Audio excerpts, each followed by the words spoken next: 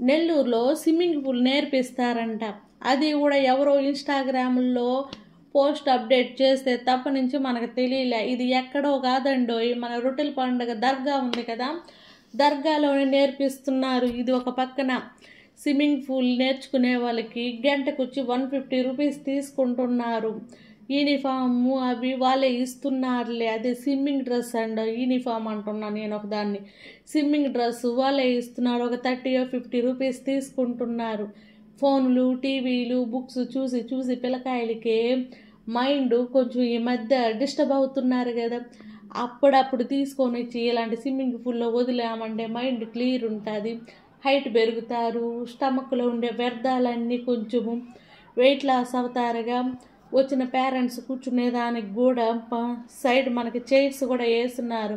Mind కూడా refresh అవుతుంది. అటు వాళ్ళకి అవుతుంది రీఫ్రెష్, ఇటు మనకి రీఫ్రెష్ అవుతుంది.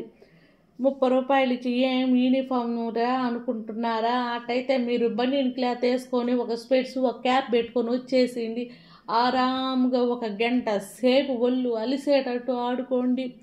ఏముంది, ఇన్నేళ్ళ నుంచి మేము నెల్లూరులో ఉండి మాకే తెలియలే. ఎన్నిసార్లు దర్గాకు పోయి ఉంటాం మేము, అయినా మాకే తెలియలేదంటే ఎంత విచిత్రమో చూడండి. ఈ సమ్మర్ అంతా దీంట్లో పడేసి ఉంటే మా పిల్లకాయలని హాయిగా రోజుకు 2 గంటలు ఈదులాడొచ్చునని నాకు అనిపించింది.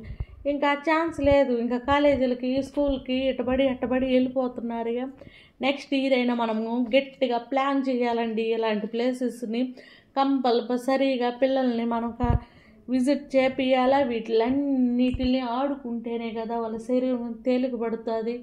ఏమంటారు, శరీరం తేలిక పడాలంటే ఒళ్ళు అలవంగా ఆడినప్పుడే మనకి శరీరం తేలిక పడుతుంది. ఈ పిల్లోడైతే భలే ఈతలు కొట్టినాళ్లే చూడండి.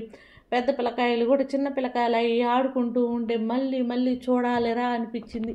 అంతంత గొద్దు పిల్లకాయలు అదేదో ప్యాడ్ పట్టుకుని జుమ్మంటా పోతా ఉంటే ఎంత ఈజీ అనిపించింది. ఏది కూడా నేర్చుకుంది అవ్వదండి. ఏది కూడా పుట్టుకతో ఏది రాదు. ప్రతి మనిషివి నువ్వేంది అంటే నీకంటూ ఒక స్పెషల్ యాక్టివిటీ వచ్చేసి ఉండాలా.